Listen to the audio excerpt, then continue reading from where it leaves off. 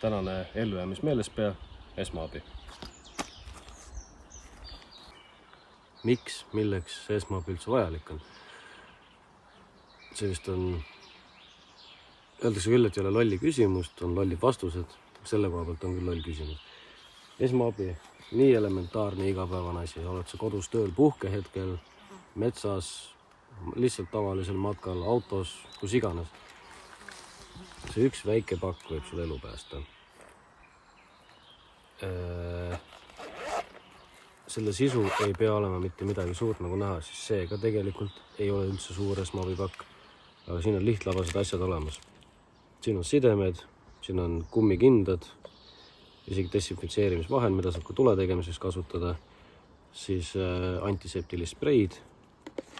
Lisaks on siin suuremaid plaastreid, käärid, veepuhastustabletid ja ka puukide jaoks, praegu on see hooaeg käes, siis on ka pintsetid olemas.